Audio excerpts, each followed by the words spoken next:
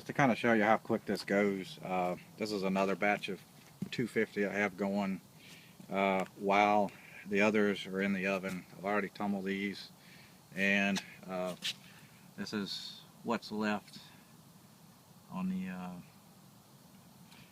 the batch I've already made up. So I think I'm right at 500 bullets one coat, and the second coat doesn't take as much from what I could tell.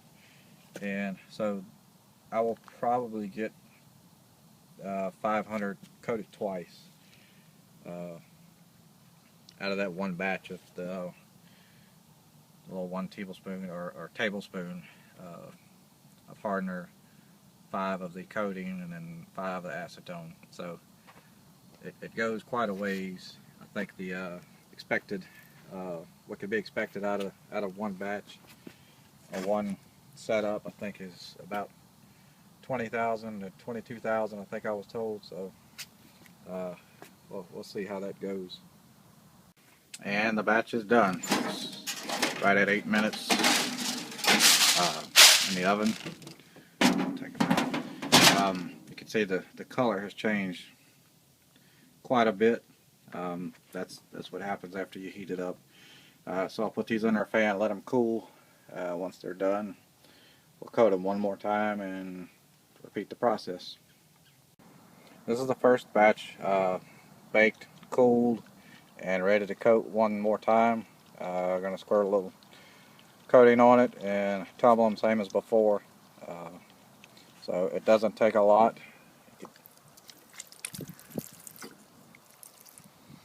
That's basically it from what I could tell. I'm going to it gets a nice even coat once I start tumbling them again. And see, we've got enough to do one more batch that's actually in the oven right now. So it goes very quick if you have a couple setups going, a couple baskets or whatever to bake. You could actually coat quite a few.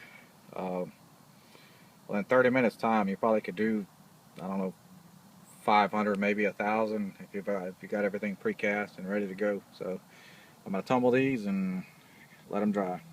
Just wanted to point out while I'm tumbling these, if you look at the instructions, it tells you should have just a little bit of wet on the bottom, very little pooling, and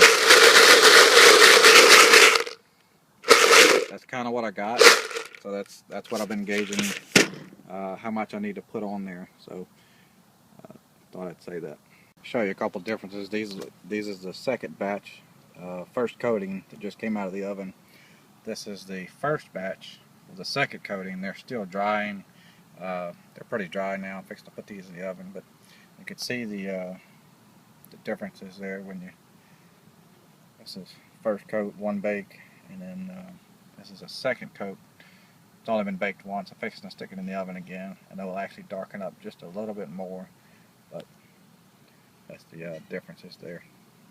So one more comparison. This is the first batch, 2 coats, and baked twice. And this is the second batch, baked once, coated twice, fixing to go in the oven. So each step gets them a little darker. You can see that.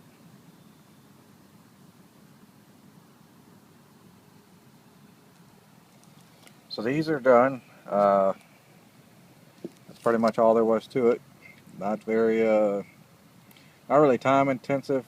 Not a lot of labor involved. Just, I guess, a little time. In between each batch, you could do quite a bit. You could be moving to the next step. A better tumbler system would probably get you a lot more bullets.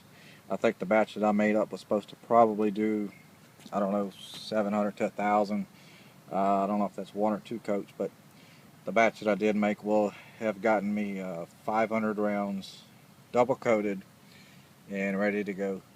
I'm fixing to do a smash test, and what that kind of tells me is that it's the coating is on it and it doesn't flake, and it's baked right, it's done right, coated right. So I'll do that and show you that one. So I just did a smash test. You can see very right there. That's the only spot it flaked, and that's basically due to it rubbing on the hammer. The corners look good, no cracking, nothing.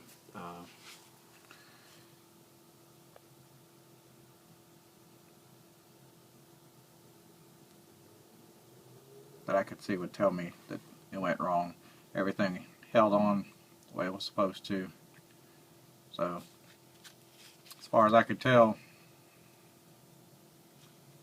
it was a good run and no issues. And that's what we come up with at the end, which is what we were looking for. I'll resize these, and the ones I've resized in the past, they have no issues. The sides, there's no flaking or anything like that. Everything comes out just fine, just like I would expect it to. So that's basically it. Thanks for watching. I added an addition to the video to show the sizing, how it does not fall apart. It just stays on there, no issues.